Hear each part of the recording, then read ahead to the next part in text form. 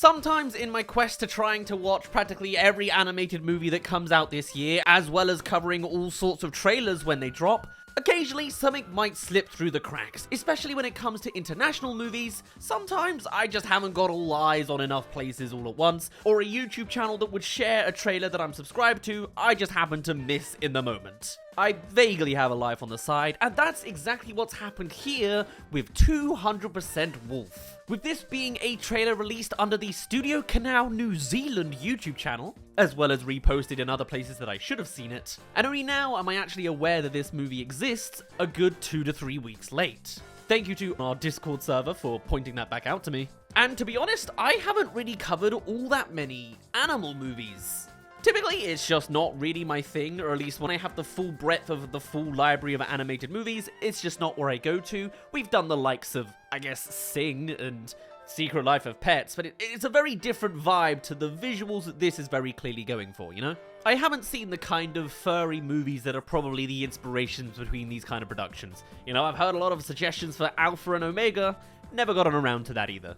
Even still, visually, there's a lot of animation prowess going on with this. This may be an international movie, but it's certainly got a budget going on behind it. And on top of that, it's actually got a good bit of lore and background. This isn't actually a standalone movie, it's very much a story that's halfway through its production. Being both based off of the books by Jane Lyons, and so just being an adaptation along the way, this is also a sequel movie. As much as I could have accepted that a normal title would be 200% Wolf, the original movie is actually 100% Wolf that came out in 2020. Now, if you're completely unfamiliar with this franchise, don't worry, I've got the notes and details to fill you in on all the gaps. And I guess sometime this weekend I'll watch 100% Wolf. But essentially, it's a surprisingly original take whereby there is a werewolf dynasty going on. A whole family of werewolves doing the tradition of becoming werewolves. And our main protagonistic character is Freddy Lupin.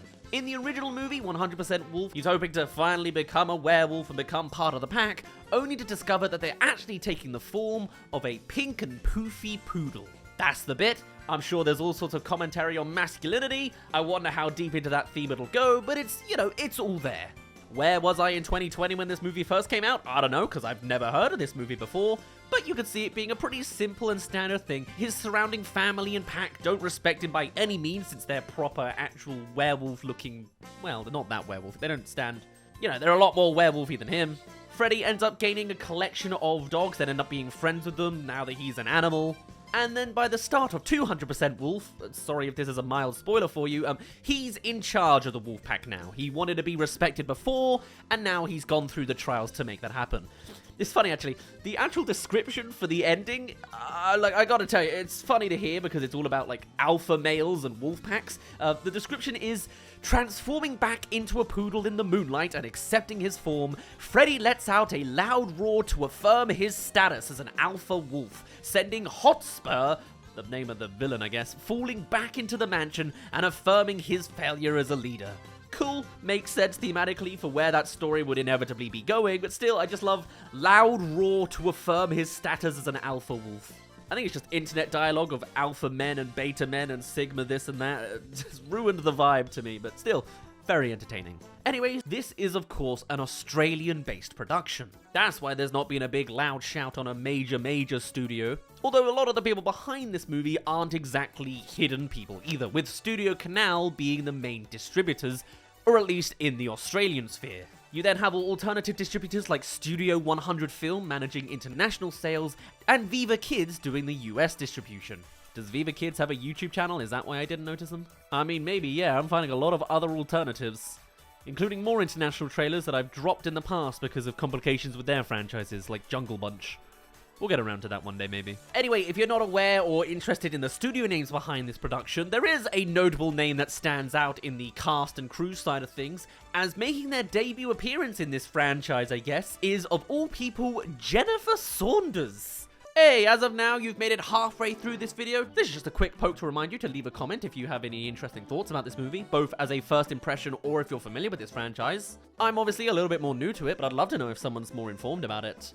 Subscribe if you haven't already, yada yada. I'll let you get back to the rest of our breakdown of the 100% Wolf franchise. Jennifer Saunders. The fairy godmother from Shrek 2 herself is dedicated to contribute to this franchise. And considering Shrek 2 just went by a recent milestone in their anniversary, nice to see where they ended up going. Now, the original movie isn't exactly a massive success, having a bit more of a mixed response when it comes to reviews, with a 69% on Rotten Tomatoes and 5.6 out of 10 on IMDb, whilst globally it gained $8.1 million. At least it led into a sequel. Anyway, the plotline for this sequel movie, the actual new one, is following a pretty standard follow-up that I think is interesting to see, as Freddy, having just accepted his form as a tiny pink poodle, now seems to take on the form of a still kind of small, wimpy-looking werewolf, but making their way more into wolf territory. Despite being in charge after the events of the first movie, they still need to earn the respect of their fellow peers, and so makes a wish upon the moon in order to transform him into a werewolf, which he is half granted, and also creates a moon spirit that becomes the crux of the drama, as this moon spirit will soon lose its light and die for existing. I quite like the idea that he's slowly becoming more werewolfy over the story. It kind of feels like, and maybe this is blasphemous to bring up, but it kind of feels like How to Train Your Dragon and how the protagonist ages up throughout the movies there.